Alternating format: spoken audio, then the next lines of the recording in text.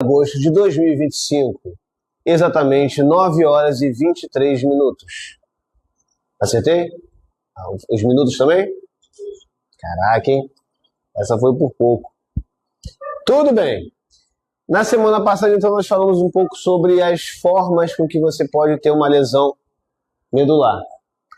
E, obviamente, essa lesão medular ela pode ser de forma mais grave, né, ou até mesmo mais extensa, né? Então, a gente está falando sobre extensão de lesão e também nós estamos falando de extensão, no caso de gravidade da lesão. Vamos pensar da seguinte forma: quando chegarmos a uma gravidade alta, ou seja, uma intensidade de lesão extremamente grave, nós precisamos considerar estas lesões de uma forma bem específica. E isso pode acontecer levando o paciente, ou no caso, ainda não o paciente, porém o acidentado, a uma fase inicial, que costuma ser uma fase bem complicada, uma fase bem traumática, não somente física, mas emocionalmente, que é justamente quando existe esse trauma grave, essa lesão grave, que nós chamamos de fase de choque medular. O que é a fase de choque medular, gente?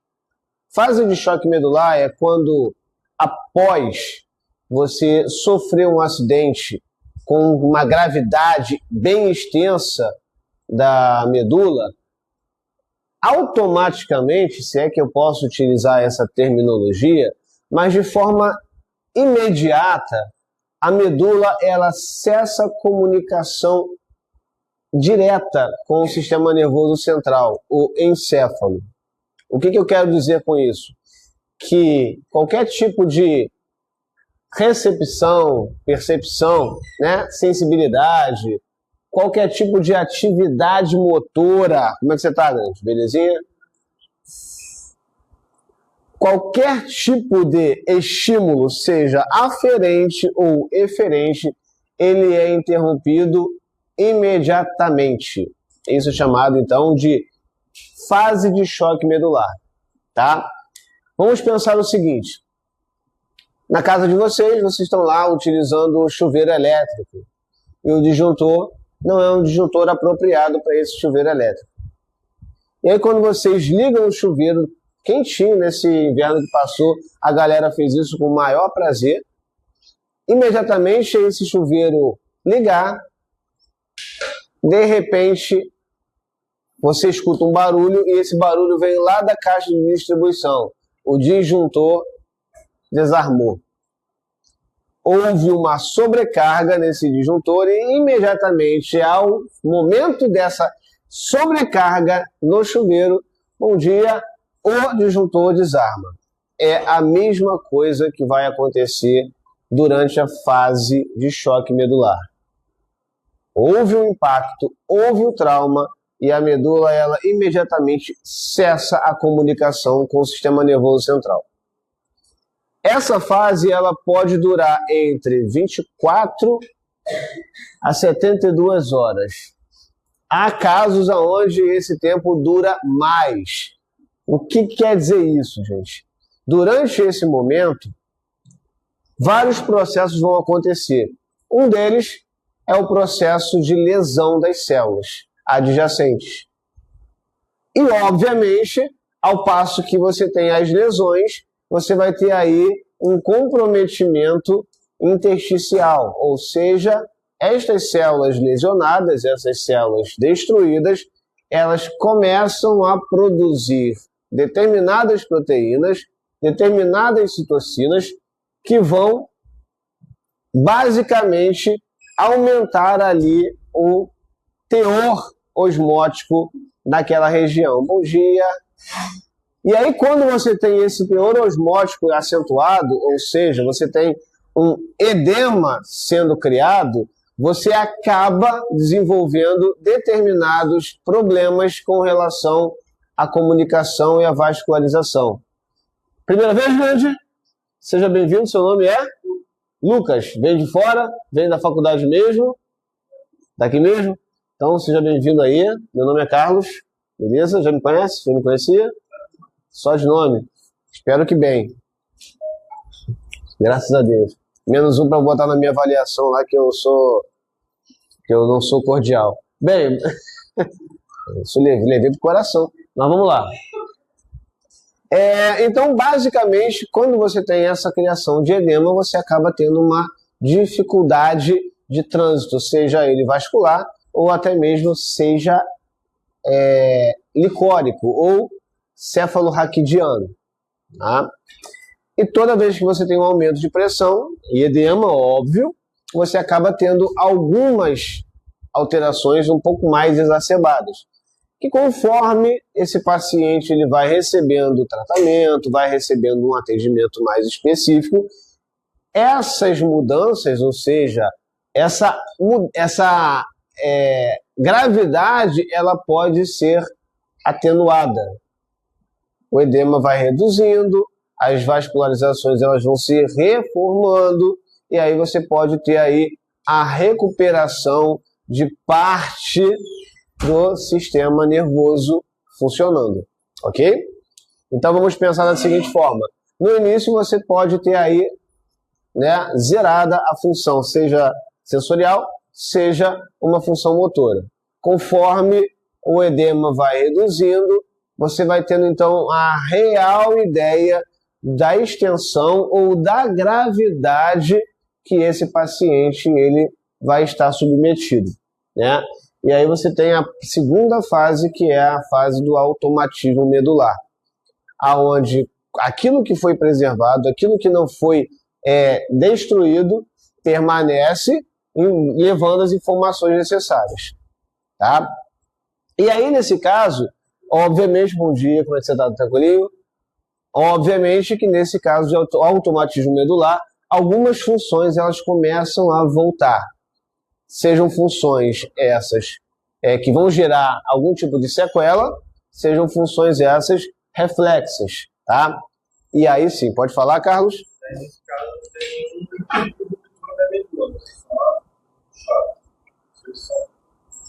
tem é o que a gente vai descobrir depois desse tempo de choque medular.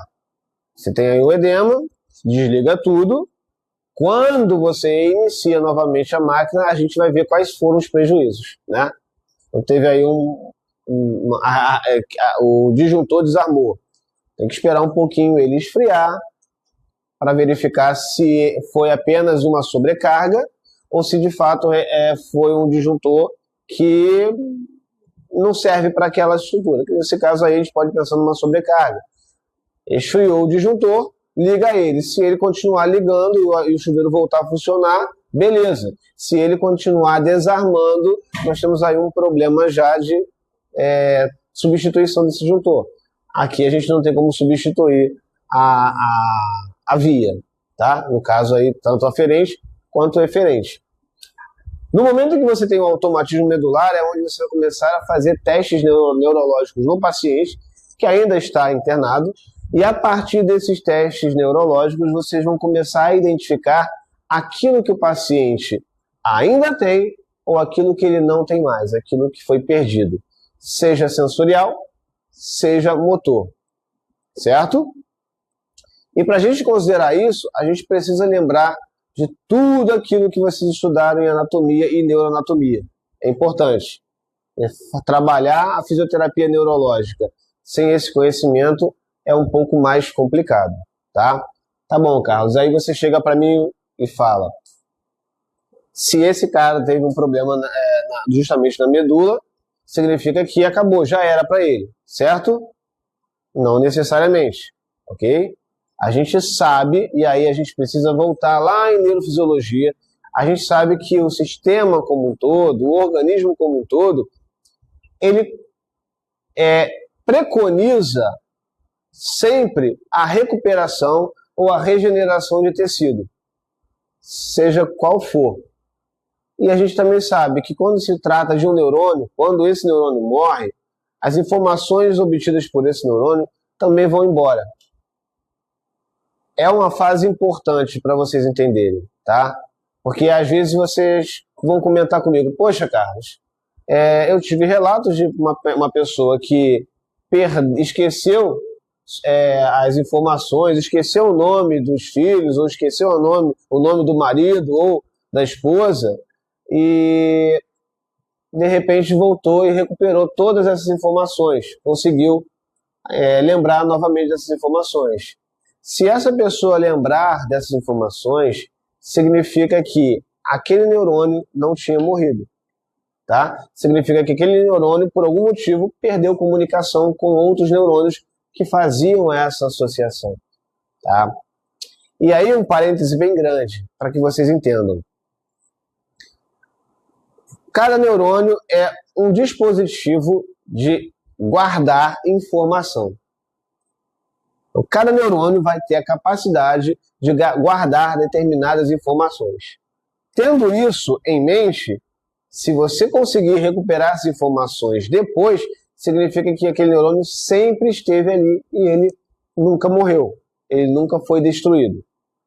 Então, respondendo a possíveis perguntas, poxa, a pessoa de repente perdeu a função com relação a mover uma musculatura e agora ela consegue mover, possivelmente porque aquele neurônio principal que tinha aquelas informações de como mover aquela musculatura não morreu, não foi destruído. Possivelmente aquela via que levava informação é que sofreu algum tipo de comprometimento. Pode acontecer durante essa fase aqui de choque. E conforme você vai tendo a recuperação na linha, né, nas vias, essas informações elas voltam. Comprometidas ou não comprometidas, mas elas voltam. Tá? Pensa comigo da seguinte forma. Nós falamos isso na aula passada. Quanto mais alta a lesão, maior vai ser a extensão desse comprometimento. Significa que, se ela for mais alta, a gente pode ter comprometimento de membros superiores, tronco, membros inferiores. Quanto mais baixa, menos estruturas, menos segmentos são afetados, certo? Então isso é interessante para a gente considerar. Quando se fala de um choque medular, a gente também precisa considerar o nível da lesão. Uma pessoa que vai na Pedra da Baleia, quem conhece aqui Prainha de Piratininga? Poucos conhecem, sério? 1, 2, 3, 4, 5, 6, 7. Uma sala de 30 pessoas. Bom dia. Poxa vida, depois dá uma chegadinha lá, vocês vão ver a galera pulando lá da Pedra da Baleia, da testa da Pedra da Baleia. São quantos metros aquilo ali? 5, 6, 7? 7 metros? 7 metros é razoável, né? Pessoa que vai querer dar aquele salto, né, de cabeça, lindo. Cara, irmão. Rapaz, 7 metros de pé, você tá lá pulando, bonito demais, cara. Você faz o anjo, e aí começa a inclinar, e aí vai de cabeça. Fura a água. Gente, a sensação é deliciosa. Eu sei porque eu já fiz isso. É gostoso. Inclusive, eu vou fazer com os meus filhos. Vou. Nós temos algumas pessoas que não conseguem identificar quando a maré tá alta e quando a maré tá baixa. E aí um amigo, distante, porém amigo, foi fazer esse salto num dia de maré baixa. Dava até para ver aquelas cracas, né? Isso aqui, uns 40, 50 centímetros de craca. Ou seja, se eu chegasse perto na água, se eu chegasse perto daquela pedra, eu estaria aqui, ó. E a pessoa lá, 7 metros acima, de cabeça pulando, com a água nessa altura. Meu, se alcançar o chão, vai ser de cabeça. A cabeça bate. Bom dia, tudo bem? Não gostei dessa camisa. Gostei mais daquela ali, ó. Isso aí. Rapaz, você gosta mesmo de um sol, eu vou te contar, hein, cara. Quero ver você aí no verão. Ah, eu quero ver. Gente, cabeça bateu.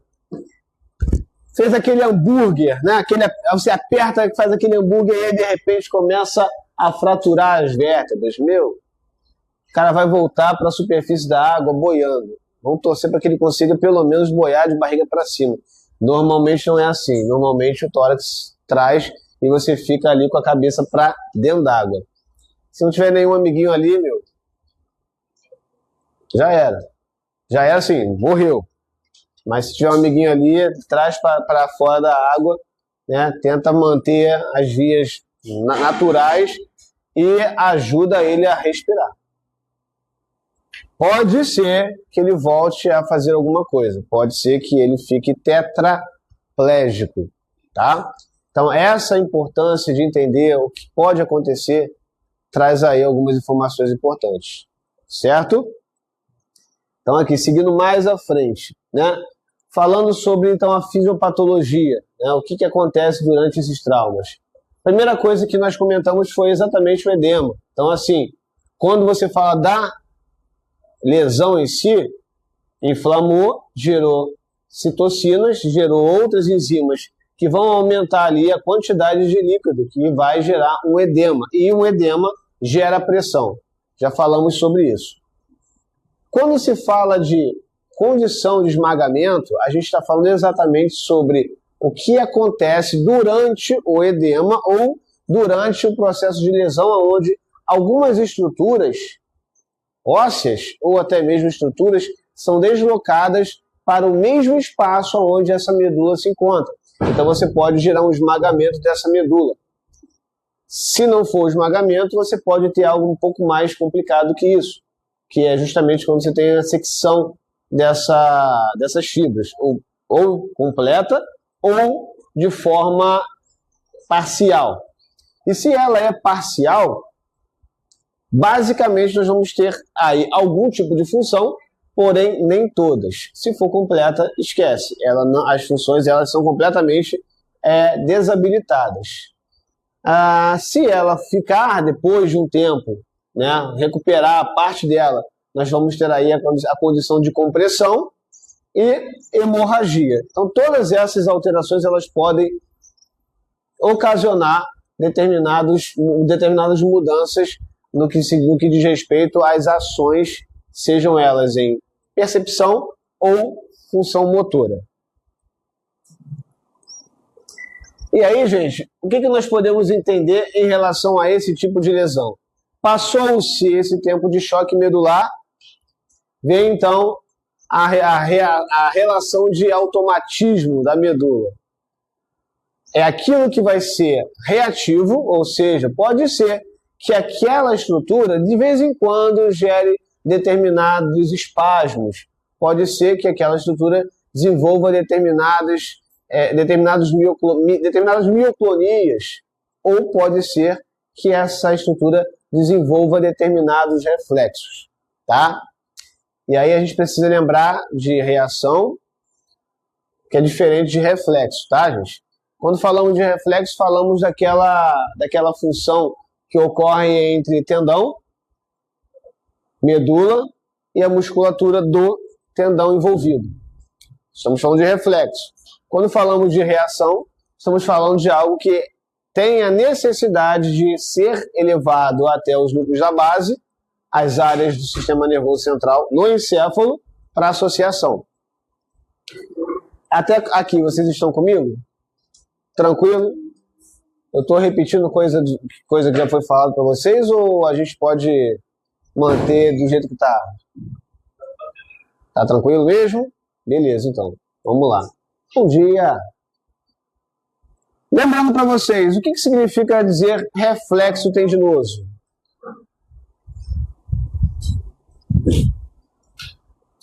O que vocês poderiam dizer sobre reflexo tendíneo? Legal? Hã? O reflexo gerado pelo tendão. Beleza. Mais o quê?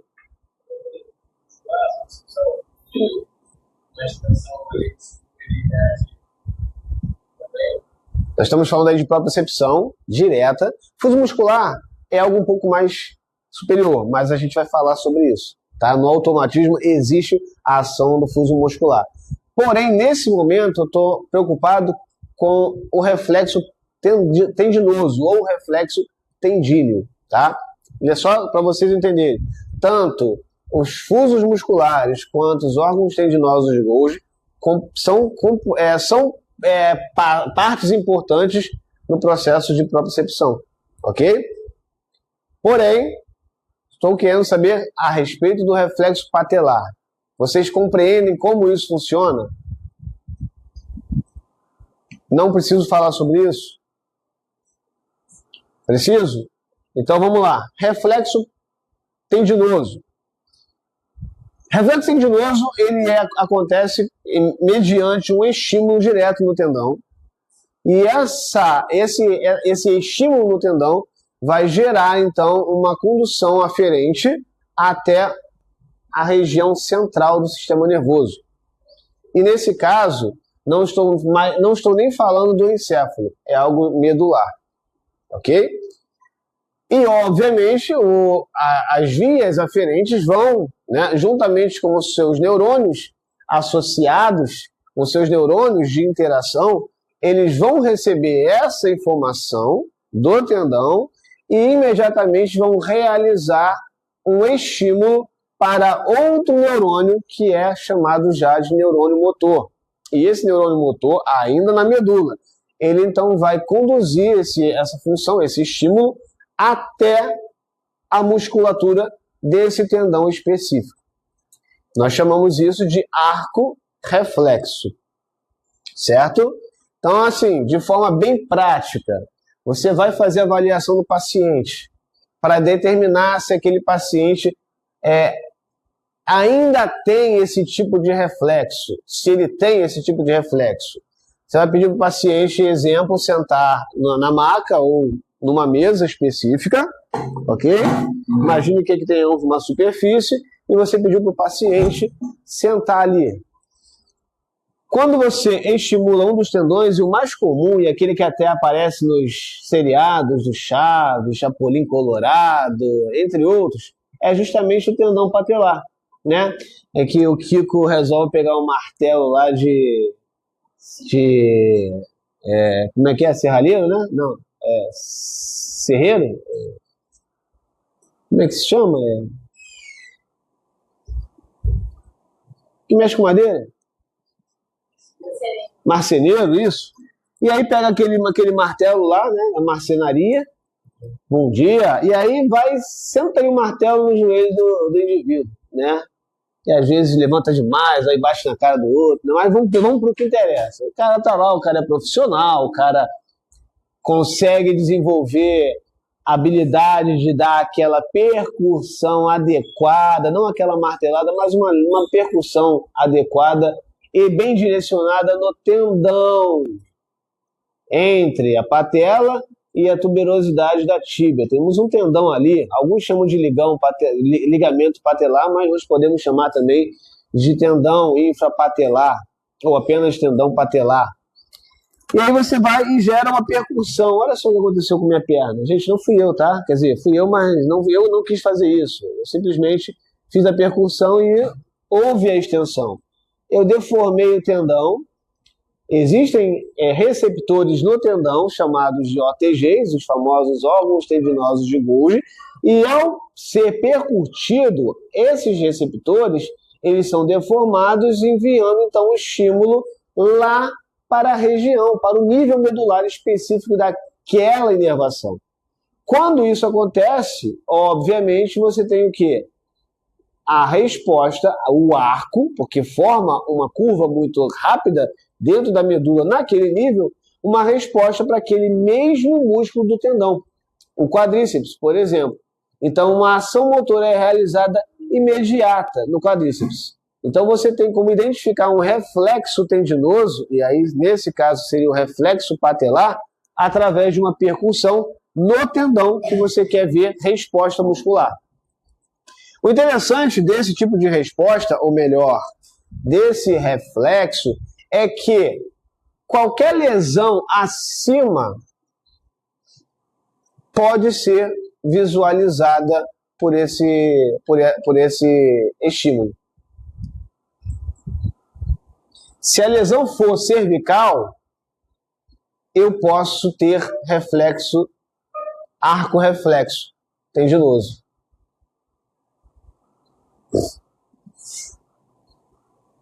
Eu posso estar falando um monte de besteira aqui e vocês concordarem comigo.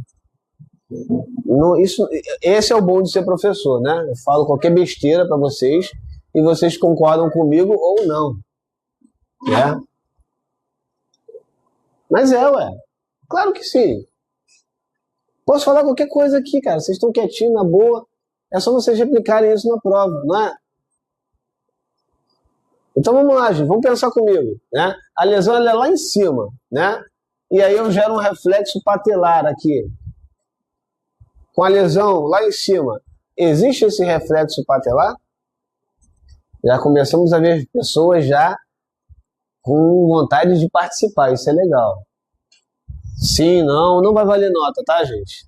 Vocês não vão precisar acumular nota comigo. Vamos lá. Aparecida deu um não. Quem aqui tá com Aparecida, gente? Ela também acha que não. Então começou a aparecer a galera aí. Não, vamos lá. Mais não. Vamos lá. Você? Concorda? Lesão medular sem reflexo patelar. Hã? Concorda. Vamos lá. Sem reflexo patelar. Concorda? Concorda? Concorda? Bom dia. Tá bom. Quem discorda, eu gosto de ver gente concordando e discordando, que aí dá pra explicar melhor isso. Quem discorda do que eu acabei de falar? Tá bom. A galera que levanta a mão discordou. Agora, quem concorda com o que eu falei? Thiago concorda com o que eu falei. Vitória concorda com o que eu falei. Você discordou, agora você concorda? Ó, eu falei que lesão medular não tem reflexo, certo? Aí a Aparecida disse que não é bem assim, discordo, certo? Você não tem reflexo, não tem reflexo. É isso? Não tem reflexo. Acha que tem reflexo. Nós temos um que acha que tem reflexo. Thiago é outro que acha que tem reflexo.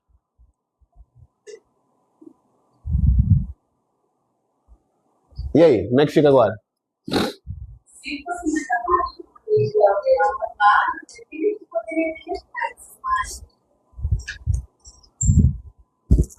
Vamos lá. Todos conseguem ver essa linha aqui? Conseguem ver? Dá pra ver, né? Consegue ver? Consegue ver nada?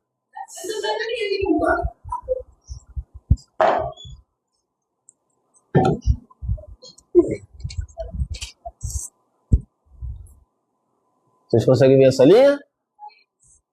Consegue? Beleza. Então, olha só. Eu sou um péssimo desenhista, é por isso que eu uso Datashow, tá, gente? Então, o que eu quero esquematizar para vocês aqui, essa bolinha é a cabeça do indivíduo, é o cérebro, tá? Essa linha aqui é a medula, beleza? E esse X aqui é a lesão medular, beleza? Caraca. E aqui nós temos um nervo que vai lá para o joelho, J de joelho, tudo bem, gente? E aí é óbvio que se nós temos uma interferência, nós temos um comprometimento, vamos considerar que esse comprometimento ele é geral, ele é integral. Significa que nenhuma informação que esteja subindo vai chegar aqui, certo? Obviamente que nenhuma informação que esteja descendo vai conseguir alcançar essas partes mais inferiores, beleza? Certo? Tá legal. Mas o que está aqui, apesar de não ter mais comunicação com o encéfalo, ainda está íntegro. Nós temos os neurônios aqui íntegros, nós temos algumas vias que chegam até aqui, né? Tudo bem que as vias que passam, elas vão perder a sua capacidade, porém, eu disse para vocês que no joelho eu gero um estímulo, ok?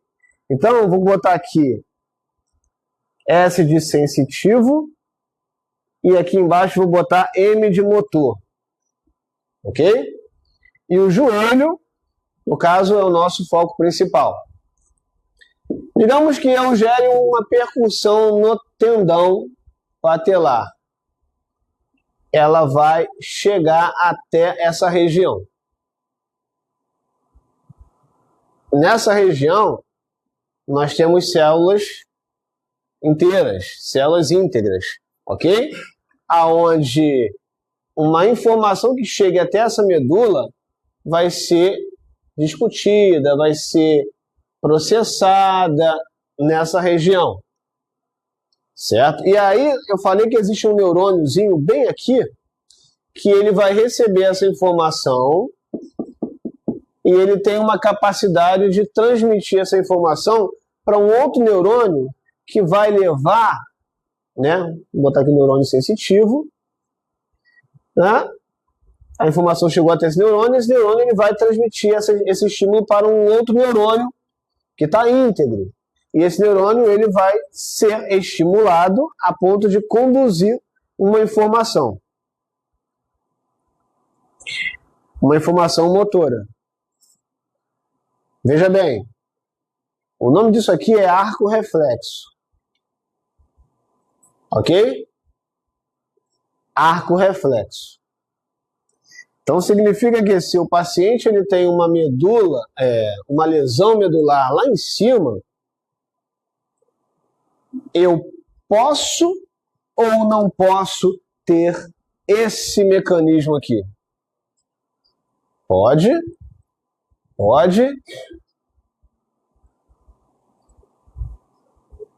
Tudo bem. Vai. Olhando por esse lado, olha só, isso é bom, hein?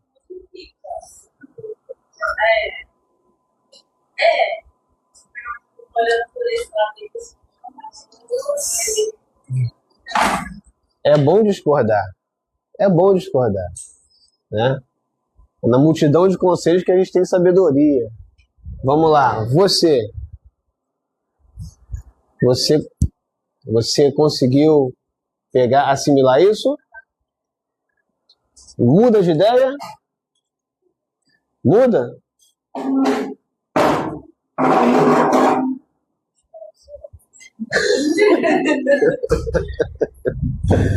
Gente, Tem um reflexo, mas ele tem desenvolvimento. pergunta excelente.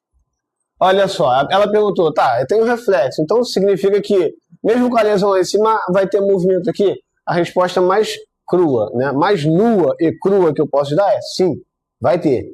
Agora a pergunta que eu faço é, esses movimentos eles são voluntários ou involuntários?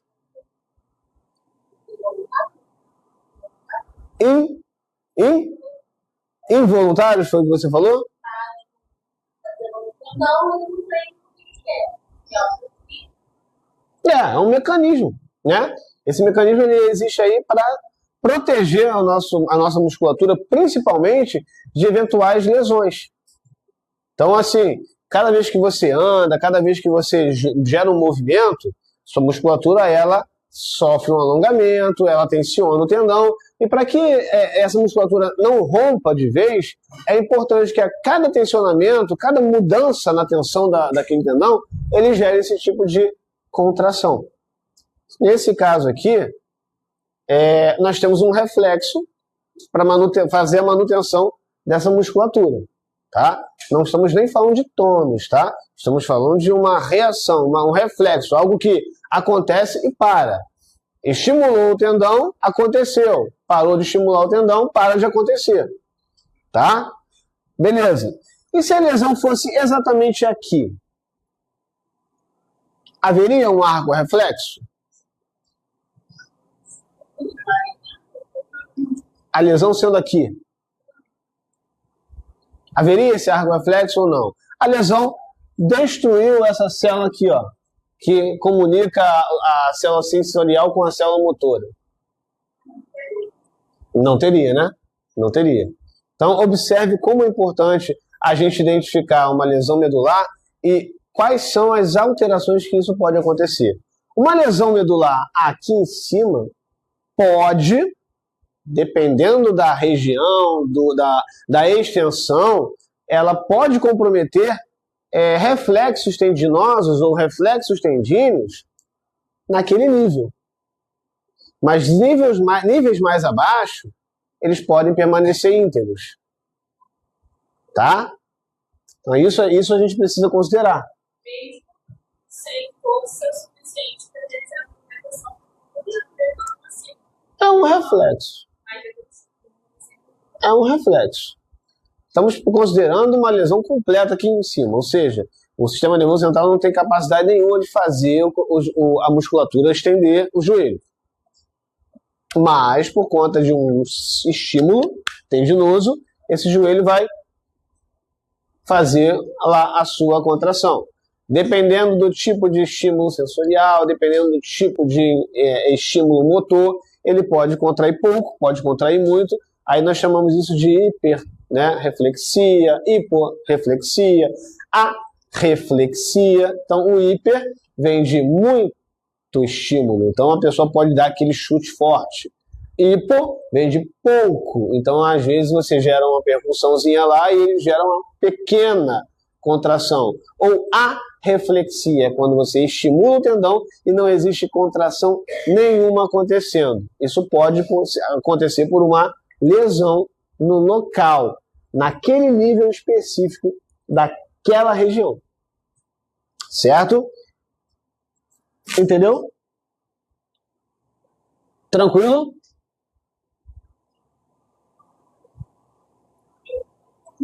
Foi?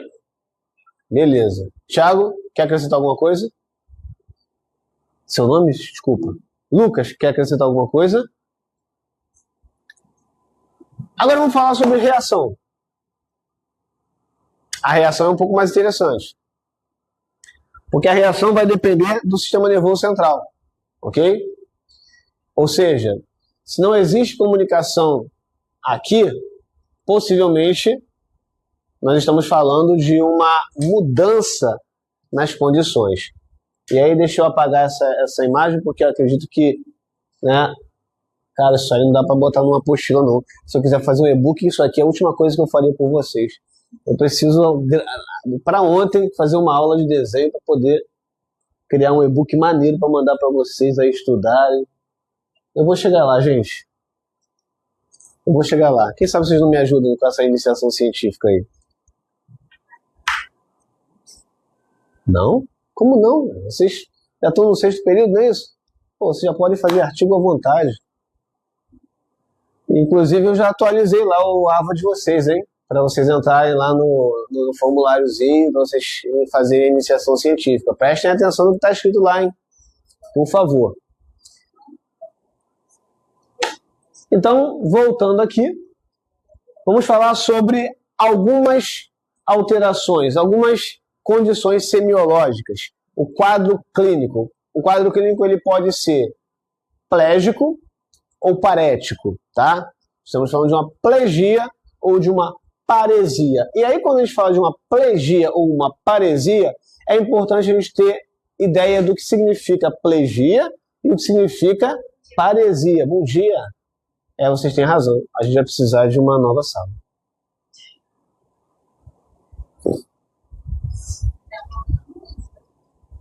Tem cadeira aí, gente?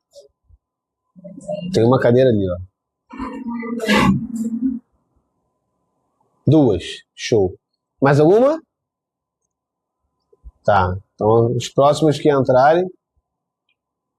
Quer dizer, depois dela. Se chegar mais 2, eu já tenho que pedir para pegar a cadeira lá em outra sala. Eu vou mudar essa sala para vocês. O bom é que daqui a 2, 3 semanas isso não vai mais acontecer. Esse sol aí. Não sei se é bom. O Thiago gosta de sol. Então, galera que gosta de sol, lado de lá. Galera que não gosta de sol, do meio para cá. Tá? Gente, plégico. Quando a gente fala que um paciente é plégico, nós estamos querendo dizer o que com isso? O paciente não é capaz de gerar contração muscular. Plégico ou plegia vem de incapacidade de contração muscular. Certo? Significa que por algum motivo a placa motora não se comunica com o músculo ou aquele nervo ele foi comprometido, foi seccionado, foi comprimido, não existe força muscular. ou lá no sistema nervoso central, alguma área específica do encéfalo, do córtex motor, não consegue mais mandar alguma informação, então você tem ali uma condição plégica, sem ação muscular. Parético, paresia, vem de redução desse estímulo motor. Existe sim a contração muscular, porém aquela capacidade integral de contração muscular, ela fica comprometida. O paciente ele tem fraqueza muscular. Por mais que você trabalhe com o paciente, por mais que você queira que o paciente realize um movimento, esse movimento ele pode ser incompleto. A fraqueza pode gerar essa condição incompleta de movimento. Então nós temos aí a diferença entre plegia e paresia, tá?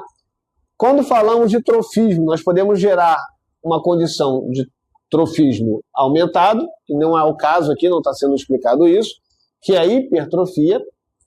E a hipertrofia, num paciente neurológico, dificilmente vai acontecer, tá? Por vários fatores. Se vocês quiserem, me perguntem, tá? Por quê? Tá bom. Então, o que acontece?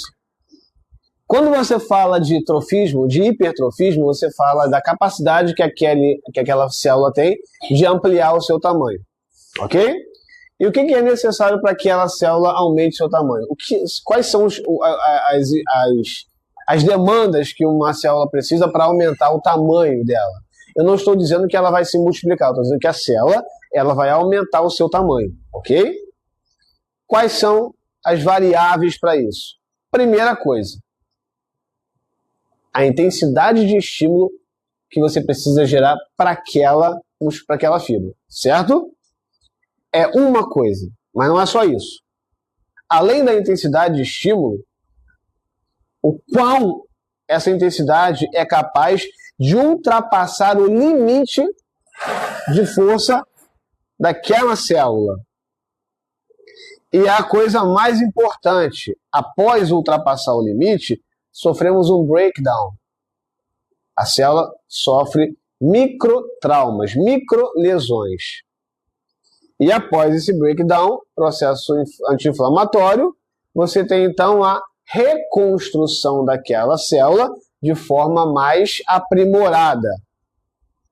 Se era uma quantidade X de miofibrilas, a miosina, a actina, agora você tem aí uma demanda maior de miosina, de actina. As membranas elas vão começar a produzir um pouquinho mais de distrofinas. Isso vai fazer com que aquela célula aumente o seu tamanho por conta da quantidade dessas miofibrilas, assim como também a quantidade de líquido, né, de água naquelas células. Então você tem uma hipertrofia. Por que ali não foi jogado hipertrofia numa condição neurológica, num problema neurológico? Primeiro, porque se você tem uma contração, isso pode acontecer através do tônus, tá?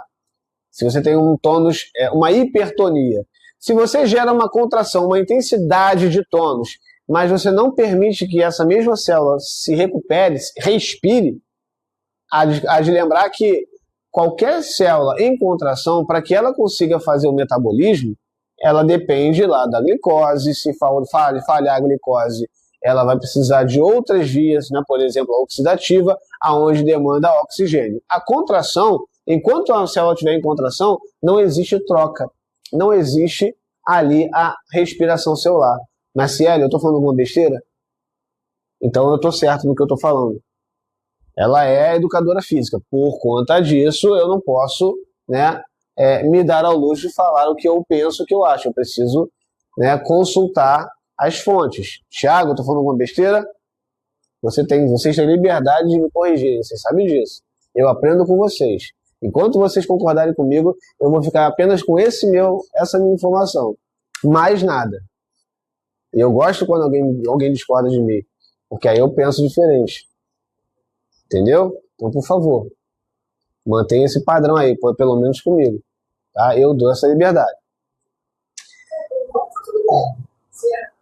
Aí você fala, não, Carlos, olha só, de acordo. Aí sim você pode, né, puxar o freio de mão, né? Espero que eu não esteja fazendo uma curva nessa hora. Tá, voltando. Então, sem relaxamento, você não consegue absorver aquele oxigênio e você acaba tendo ali uma destruição da célula de forma muito mais acelerada, mais do que uma regeneração possa aguentar. Então, nessa condição, vamos ficar apenas com hipotrofia e atrofia? Até então, beleza? O que vai acontecer aqui? Hipotrofia. Hipo é quando você tem uma redução do trofismo. Né? Você tem ali uma massa, uma célula, e essa célula ela começa a perder aquelas miofibrilas. Existe um motivo para isso acontecer. Já a atrofia, muitas das vezes, é quando aquela célula deixa de existir. Né? Isso acontece muito em maratonista. E a galera, né, que não se alimenta adequadamente. Por quê? Sem a reposição de proteína, você acaba tendo aí uma perda. O nosso organismo o tempo todo está consumindo proteína, aminoácidos. Então, se você não tem aminoácido, proteína suficiente ali, você acaba resgatando de outras estruturas. E onde tem muita proteína é na musculatura. Então, você começa a perder proteína e gera uma hipotrofia. Maratonista, além de hipotrofia, você ainda tem possíveis atrofias. Só que aqui a gente não está falando de maratonista, aqui a gente está falando de pacientes com algum tipo de alteração neurológica. Se esse paciente ele sofre uma alteração que vai tornar aquela musculatura plégica, ou seja, não gera contração muscular. Se não gera contração muscular, é um tecido que está gastando recursos importantes do nosso organismo. Aquele tecido ali, fala lá o córtex, associação com as fibras sensoriais e o tálamo, está consumindo os nossos recursos, está consumindo glicose, está consumindo oxigênio. Existem outras regiões que precisam mais do que aquela parte que não está nem aí, não está sendo usada. O que a gente pode fazer? Vamos fazer o seguinte, já que não existe tanto trabalho, vamos tirar. Conforme vai havendo a necessidade, vamos tirar ali um aminoácido X, um aminoácido Y, e esses aminoácidos eles vão desconstruindo aquele trofismo, diminuindo, hipotrofiando aquela musculatura plégica e, às vezes, parética também, ok? Por quê? Não existe mais demanda para você ter uma musculatura hipertrófica. Pelo contrário, o que aquela musculatura faz depende muito menos do que se tem ali. Então, reduz. Através de uma hipotrofia ou, às vezes, de uma atrofia. Isso vai acontecer muito mais na plegia, tá? A hipotrofia pode acontecer mais na paresia. E aí, complementando isso, a gente pode considerar outras condições em relação a... Eu acho até que está num quadro depois desse. Se tiver, eu não vou falar agora não. Deixa eu verificar aqui.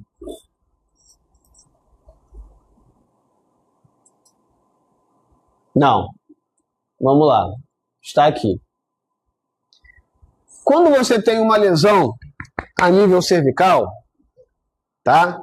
Vocês precisam lembrar, lá em anatomia, que nós temos na região cervical o plexo cervical. O plexo cervical ele é responsável por grande parte das mobilizações do pescoço, certo? E algumas estruturas superiores do ombro.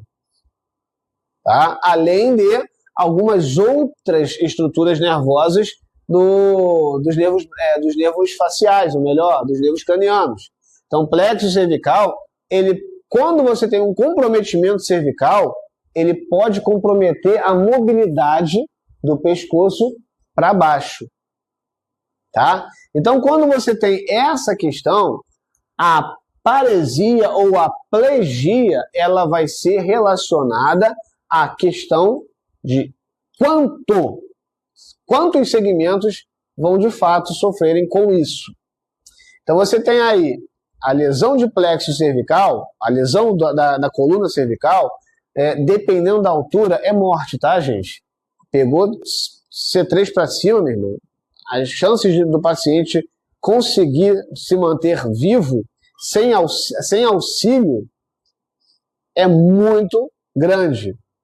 Então vamos pegar lá de C3 para trás, para baixo. Você tem aí perda da condição de manutenção da cabeça. Além disso, você tem a perda da manutenção dos segmentos, os superiores e os membros inferiores. Nesse caso, se você tem essa condição, nós consideramos um paciente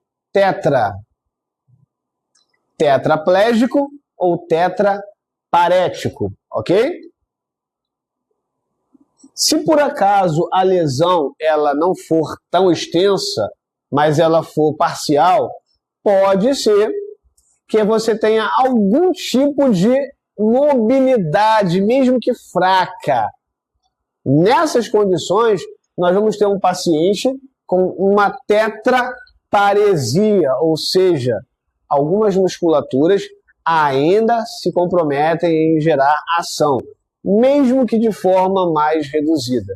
Então, a plegia, a tetraplegia é quando você está ali completamente sem movimento, enquanto a tetraparesia vai permitir determinada força para algumas funções.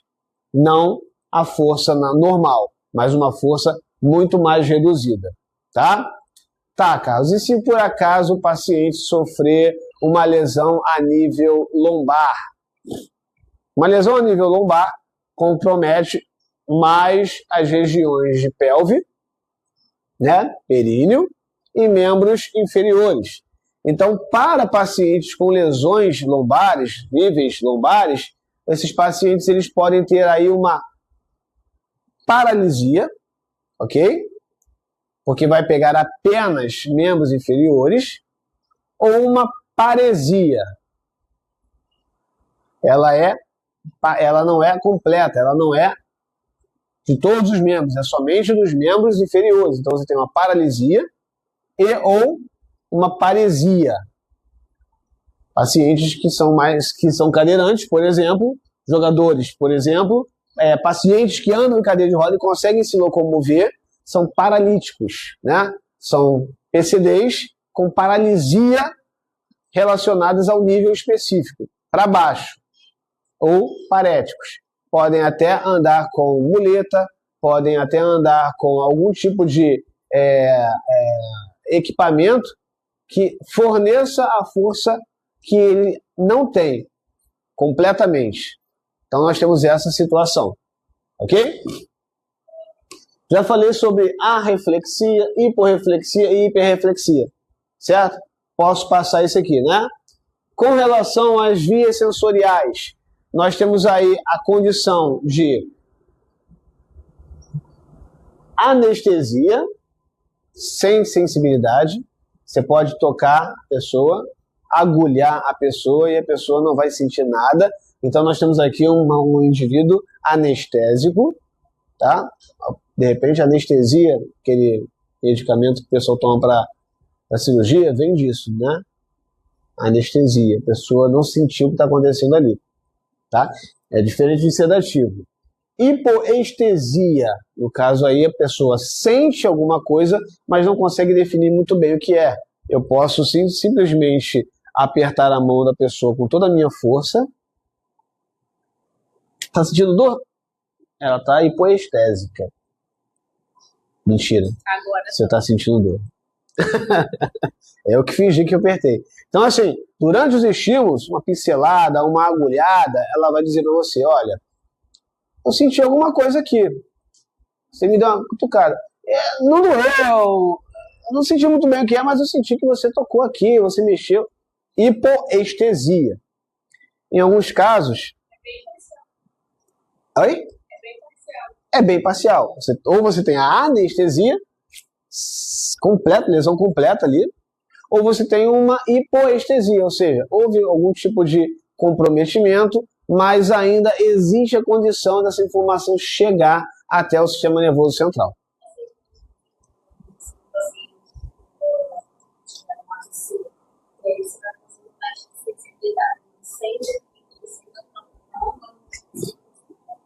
diferencial do fato que é. Vocês tiveram aula de neurologia 1, certo? Neurológica 1. Quando vocês tiveram aula de neurológica 1, vocês possivelmente estudaram sobre acidente vascular encefálico, correto? Sim. E quando foi falado sobre isso, foi discutido essa situação. O paciente pode ser hemiplégico, pode ser hemiparético, hemistésico e por aí vai, certo?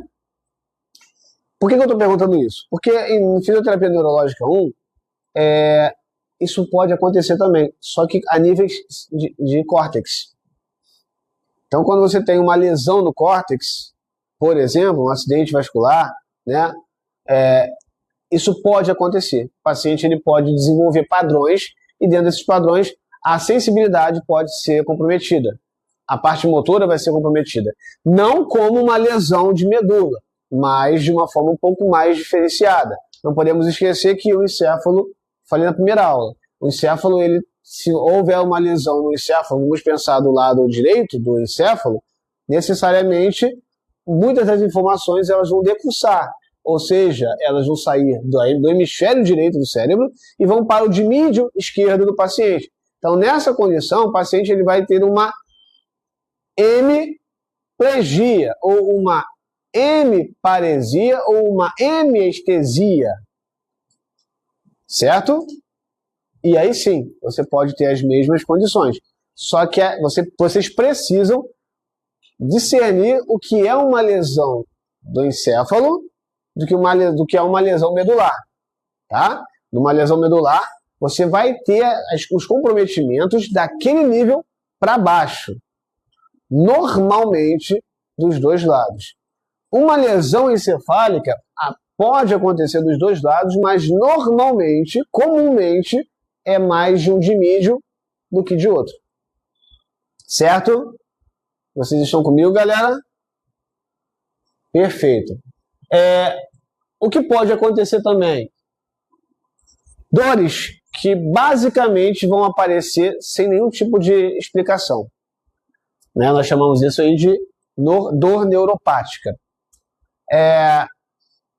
A pessoa sofreu uma lesão na medula, na cervical, e de vez em quando ela se queixa de dores nas mãos, se queixa de dores nos cotovelos, nos ombros, no braço, no antebraço, nos dedos, ou uma queimação, ou uma dormência, um formigamento. A pessoa se queixa dessas dores neuropáticas. Isso pode acontecer também.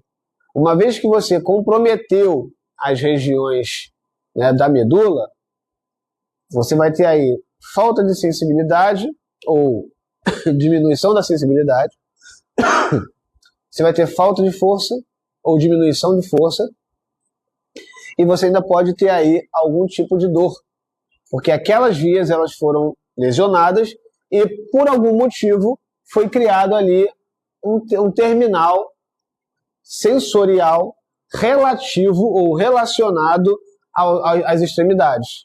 Então, por mais que a dor ela seja na cervical, ela pode se manifestar nas extremidades.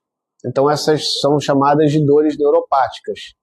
Quer ver um exemplo? Nem precisa ir muito longe quando a gente começar a discutir aí a síndrome do túnel do carpo, né?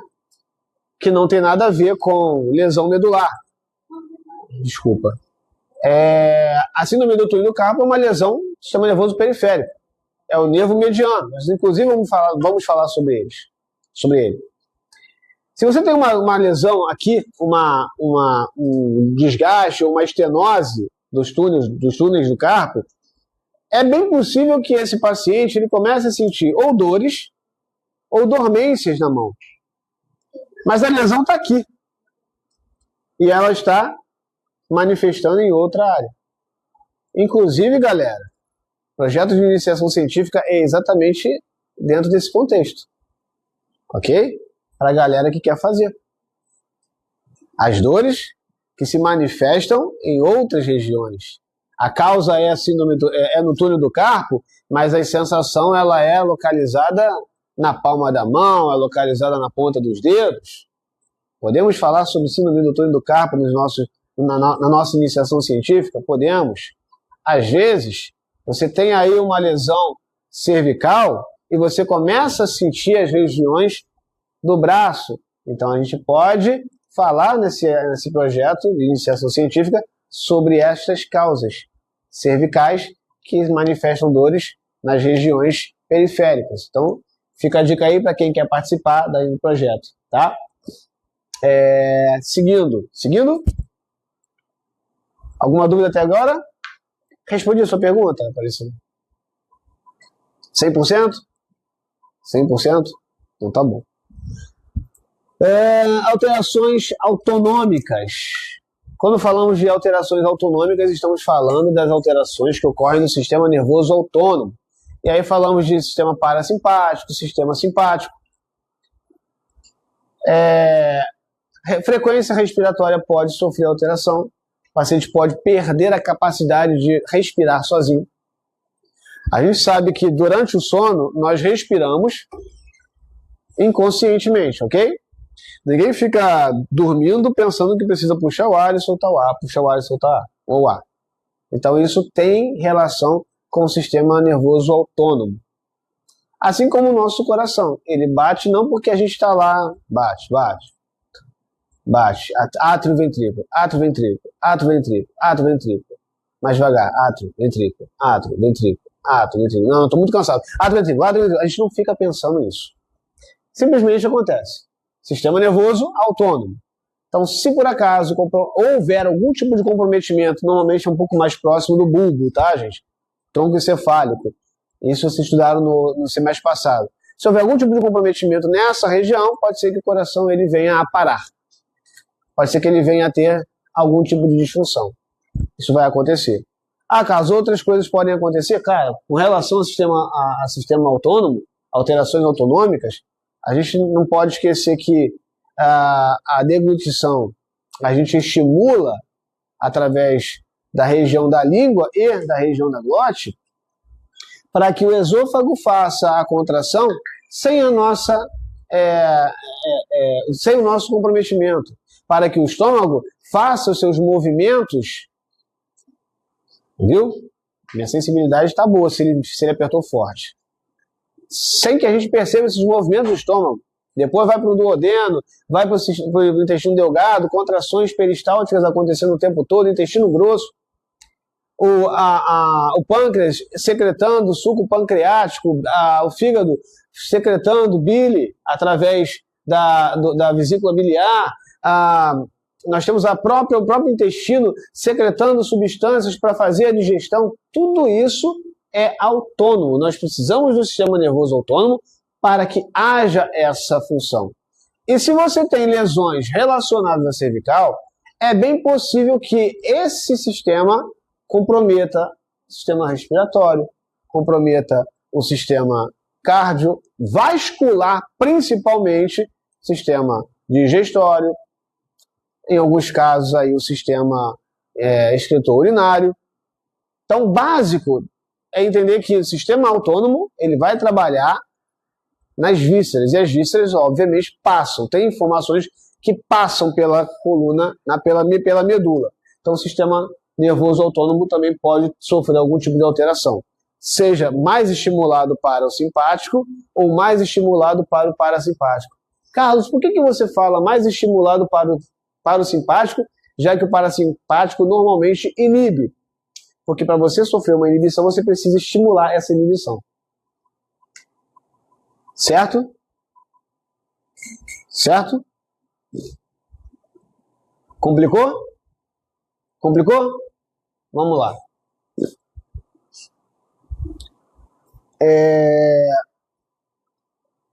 Quando você está... Se a resposta for diferente daquela que eu imagino, a gente vai conversar no final da aula.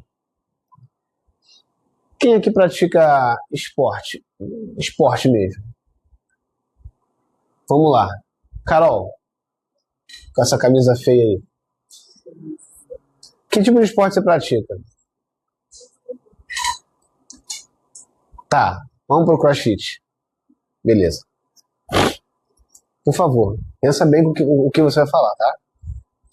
você começou um treino bem específico, bem intenso, CrossFit, bem intenso. Você está com o coração lá na boca, tá chegando no fim do CrossFit. Suando, horrores. Assim que você para, imediatamente, você sente vontade de comer alguma coisa? Não. Você não. Não vamos precisar conversar no final da aula. O que acontece é o seguinte, a Carol, quando ela está treinando, ela entra numa atividade simpática, ou seja, o sistema nervoso autônomo simpático entra em ação. Significa que nesse momento, só queria confirmar na minha biblioteca se essa informação procedia. Significa que nesse momento o seu coração bateu mais forte. Então o sistema nervoso simpático estimulou a adrenalina, você começa a ventilar mais forte, os seus vasos sanguíneos eles precisam fazer uma grande dilatação porque você precisa trocar calor. Esse sangue está muito mais periférico do que interior, intrínseco, significa que não existe muita vascularização para qualquer tipo de digestão que você queira fazer. Certo? O sistema simpático, o que vai fazer com as glândulas salivares? Vai estimular o hipotálamo a inibir as glândulas salivares. Hipotálamo, avisa que eu não quero as glândulas salivares trabalhando, não. Avisa aí que eu não quero nem suco gástrico pintando na área do estômago. Suco bile ou suco pancreático, muito menos. Avisa, ó. Todo mundo para aí. Eu estou estimulando a galera, ó, para. Mandei parar? Eu não inibi ninguém. Eu dei uma ordem. Essa ordem é um estímulo.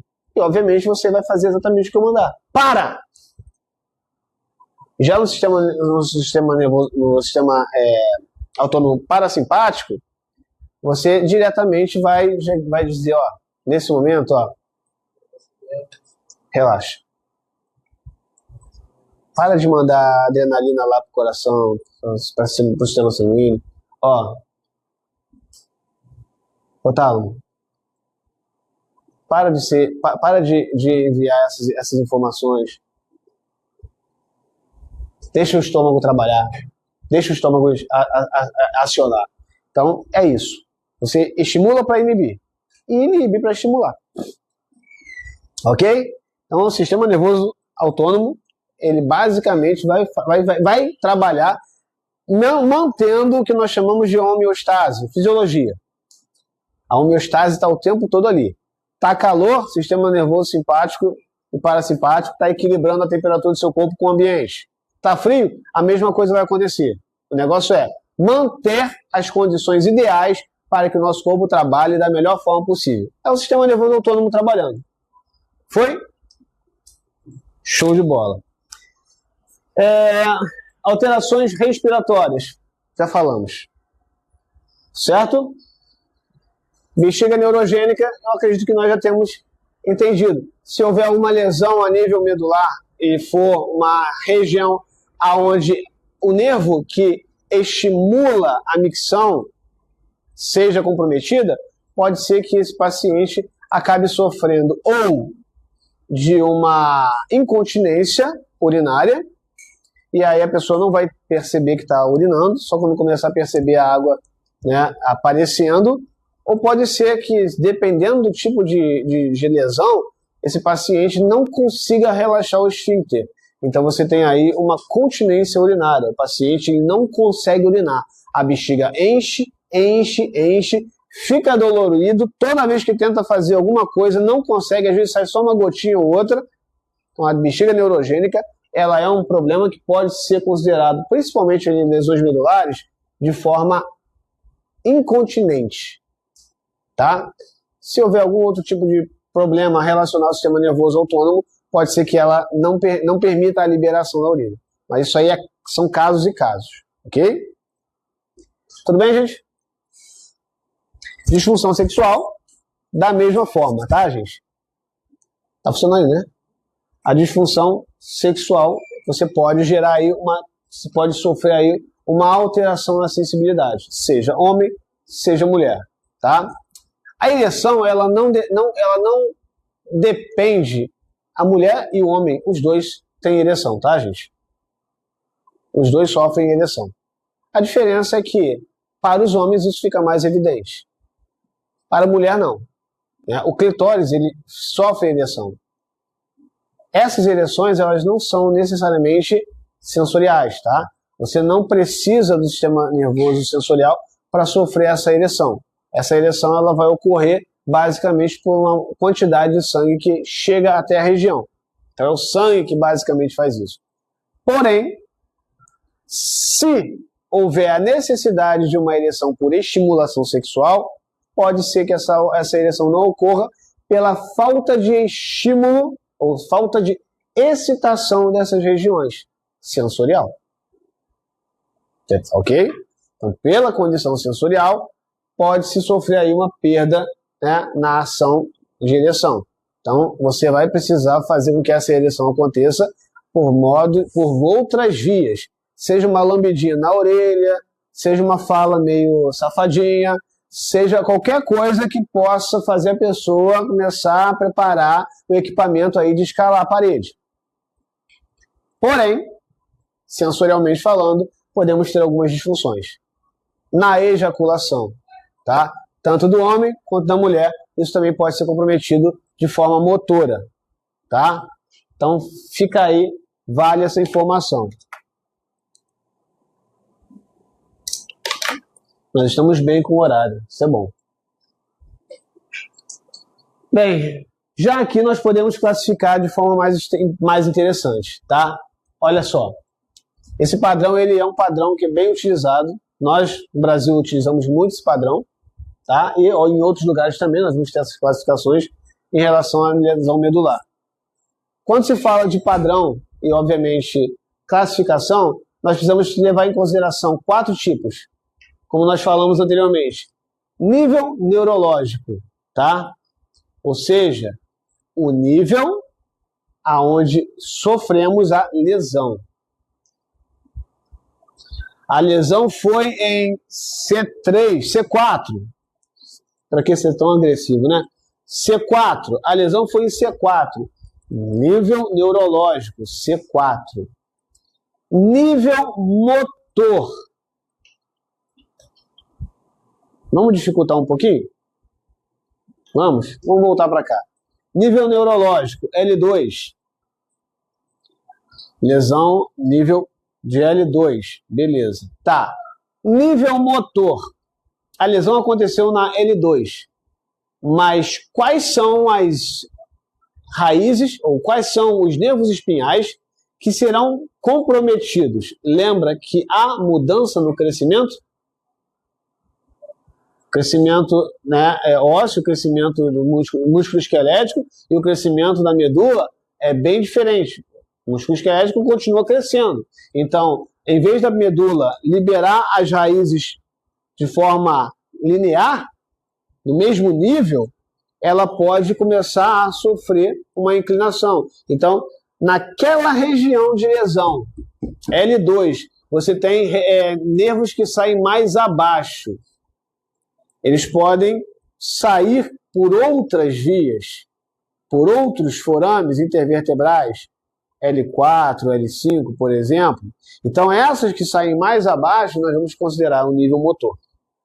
Nível motor, L4, L5, que é da raiz nervosa específica. Então, isso precisa ser considerado como padrão de classificação. Nível sensitivo. Também precisamos considerar se é um nível onde você tem 0 ou alguma coisa de sensibilidade. Tipo de lesão, né? Que tipo de lesão foi essa? Foi um trauma? Foi um chicote? Foi uma hérnia? Isso aqui é importante para a gente considerar na hora de avaliar o paciente e padronizar de forma que seja bem classificado. Tá ok? Perguntas até agora, galera? Sim? Fala para mim.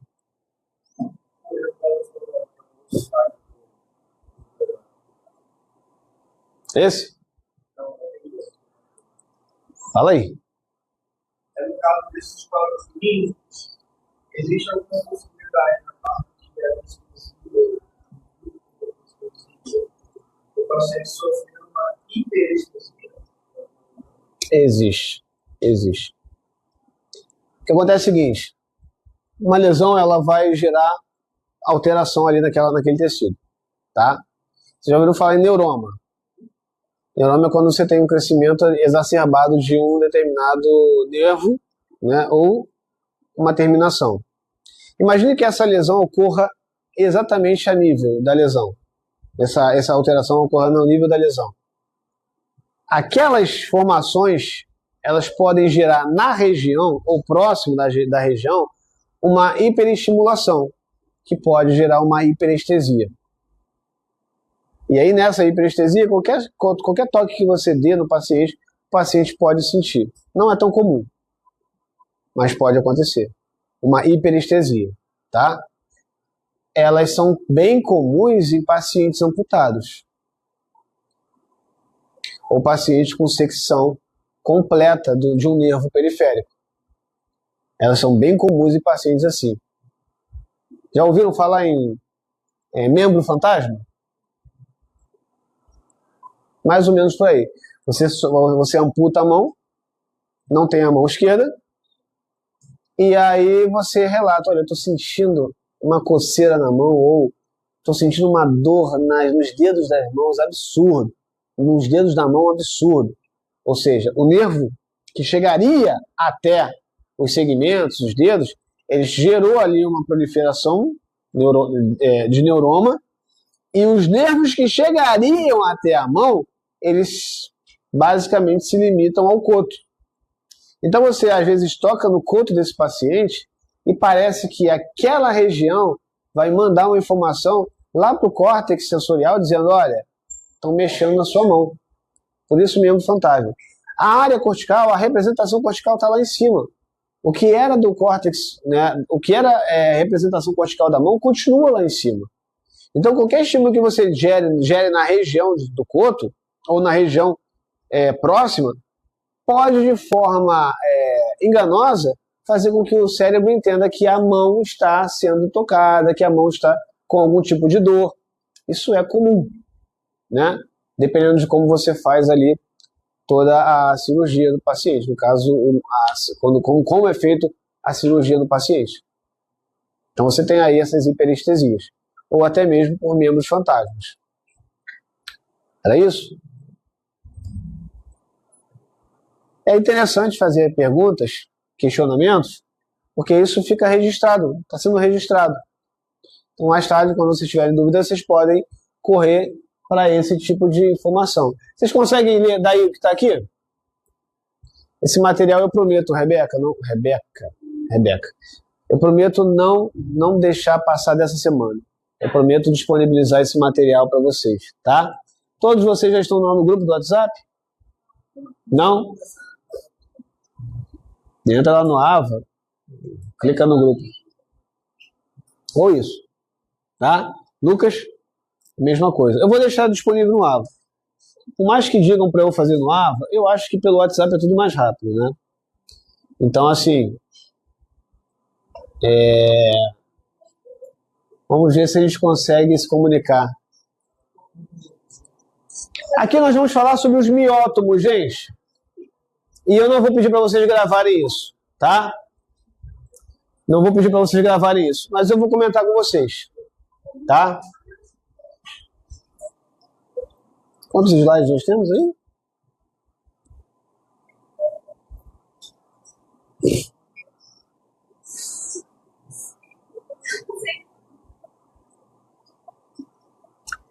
Gente, eu posso deixar para a semana que vem esse material aí. Que horas são agora? 10h41, gente. Eu posso explorar mais do que eu já falei até agora, mas o meu objetivo eu consegui concluir, que foi justamente aqui. O que vocês me dizem? Adianto a matéria, mantenho o ritmo mais dentro do esperado, não temos muitos feriados. Oi? Então, não é que tenha muita coisa, né? Para falar a verdade, eu tenho menos conteúdo do que dias. Isso, de uma certa forma, me deixa com muita liberdade, com muita folga. Ainda mais precedendo aí a V1. Possivelmente eu consiga fechar o material com vocês, a matéria com vocês antes da V1. Então a gente tem bastante folga. Eu posso fazer enrolar vocês, engabelar vocês até o horário de fim, ou vocês podem fazer uso desse tempo para questionarem, perguntarem, né? Quer ver uma coisa interessante que a gente pode fazer? Mais ou menos umas 3 semanas. O diagnóstico dele, na verdade, foi com fratura de vértebra em T12, antes da L5, acima da L5. Então, qual foi a história aqui? Ele está dizendo que perdeu força, de forma progressiva, ou seja, diferente daquilo que nós falamos sobre choque, ele está percebendo uma perda de força progressiva em membros inferiores desde que sofreu acidente. Então os membros inferiores estão ficando mais fracos, é isso que ele está dizendo para mim aqui, tá? Também diz que apresenta no atual momento a ausência de movimentação voluntária abaixo do nível que ele sofreu a lesão, abaixo de T12. Com relação à sensibilidade, a gente pode observar que está preservada até a parte da cicatriz umbilical, tá? E até a cicatriz umbilical está preservada, mas abaixo dela, ele não consegue mais sentir. E o esfíncter, no caso aí a função do esfíncter, ele tá dizendo que não consegue segurar a urina. Fizemos alguns exames, de força muscular, e nos membros superiores o grau ele foi normal. Grau 5, tá? Lembrando que grau 5 é quando a pessoa consegue fazer força e ultrapassar a resistência, tá? Então é padrão. Já nos membros inferiores, ele não tem nenhuma força, é grau 0. Já com relação a reflexos, olha só que interessante. Ele sofre de hiperreflexia patelar bilateral. E não existe a ação motora, mas existe clonos. Ele está sofrendo de clonos nessa região. O que seriam os clonos? Clonos seriam contrações involuntárias que acontecem, a contração e o relaxamento, contrações e o relaxamento de forma voluntária, tá? E aí, o que eu gostaria de perguntar a vocês aqui? Uma discussão. De acordo com a classificação que nós discutimos aqui. Qual é a classificação dessa lesão, tá? Segundo essa escala aí que nós discutimos. Fala para mim. Deixa eu voltar aqui. Vamos lá. Me ajudem. Vocês entenderam o que eu falei, certo? Então vamos lá. Qual é a classificação?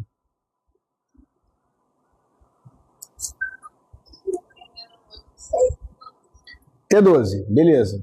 Nível neurológico, T12. Nível motor.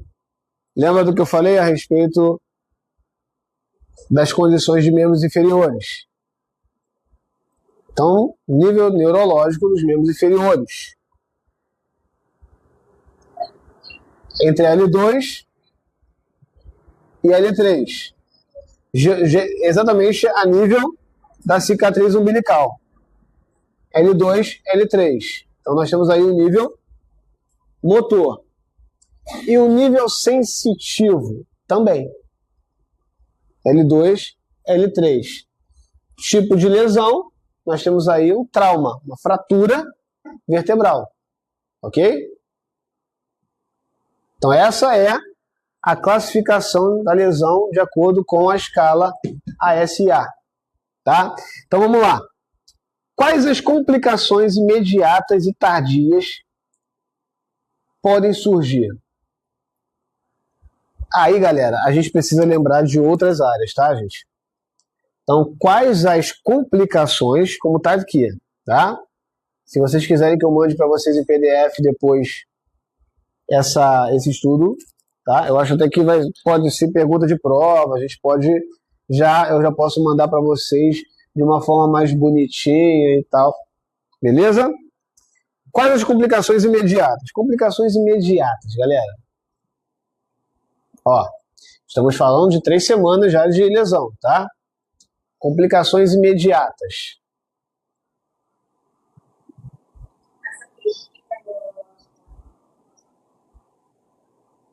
A bexiga neurogênica. Sim. Inclusive é a complicação. Já que ele não tem condições de segurar a urina, nós temos aí uma bexiga neurogênica. Então essa é uma complicação, tá? Imediata, diga-se de passagem. E tardias? Atrofia muscular, né? Começando pela hipotrofia, depois a atrofia muscular e infecção urinária. Beleza? Vocês entenderam por que essas complicações elas ocorrem? Vocês poderiam acrescentar mais alguma?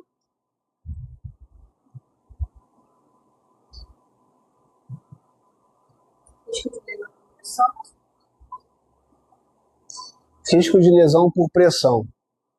Por que risco de lesão por pressão? O paciente ele não consegue se locomover. Logo, qual é a condição que ele se encontra? Na melhor das hipóteses, cadeirante, sentado numa superfície por muito tempo, pressionando a região dos isquios, você pode ter lesão por pressão nos isquios e também na região sacral. Então, é uma complicação a longo prazo também, médio e longo prazo. Vocês entenderam?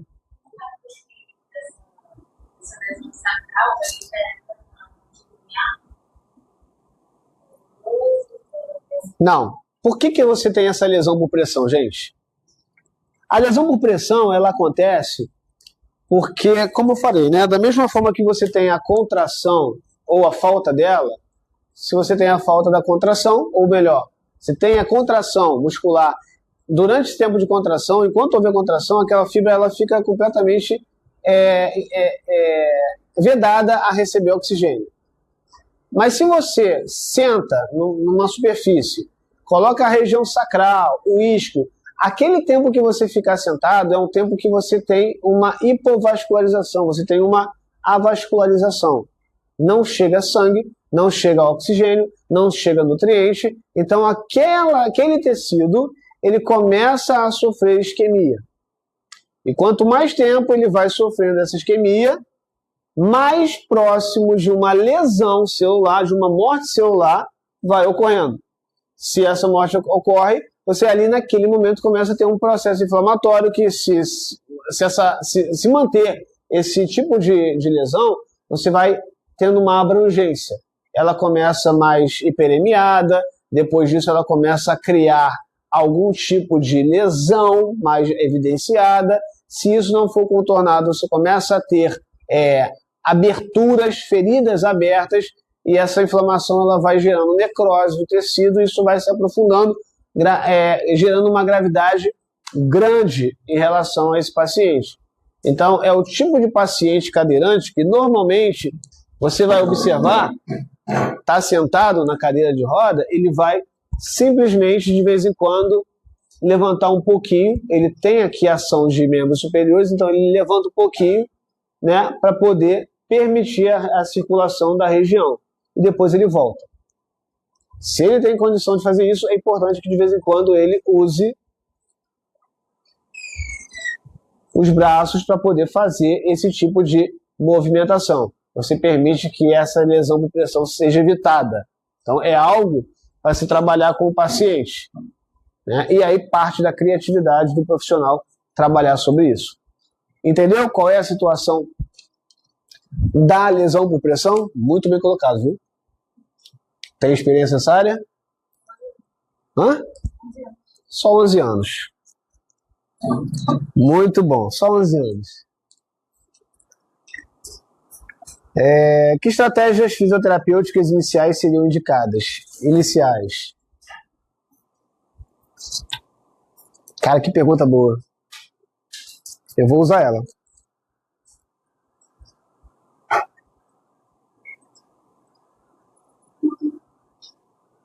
Cara, eu vou usar. Nem vou falar com vocês agora sobre isso. Vamos lá. Tá gravado? Quem quiser anotar aí, eu posso até falar devagar. Eu vou mandar para vocês isso, tá? Então eu vou ler para vocês só para vocês pensarem já.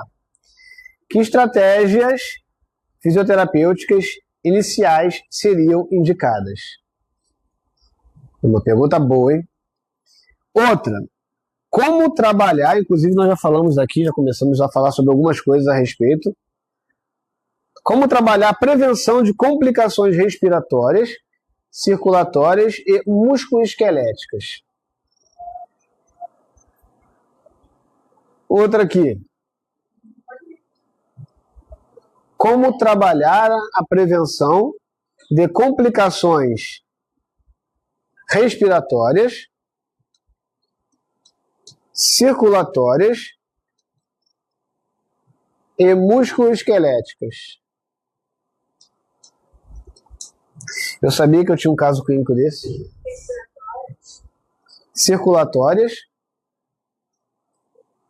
e musculoesqueléticas.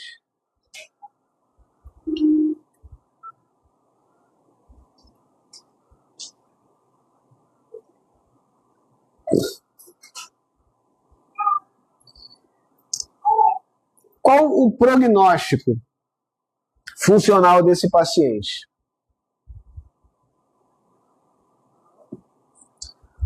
O prognóstico funcional desse paciente.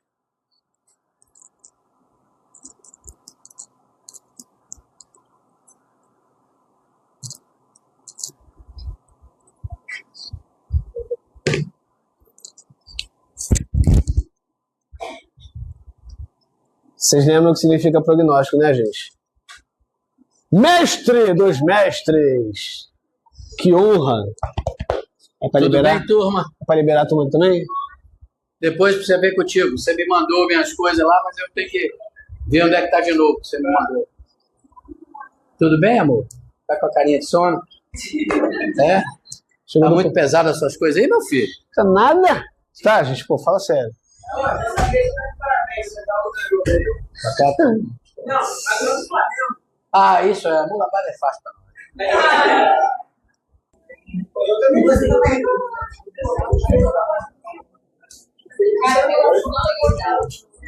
Babibu. Babababababababa. Ai, ele podia dar uma sexta-feira, tá?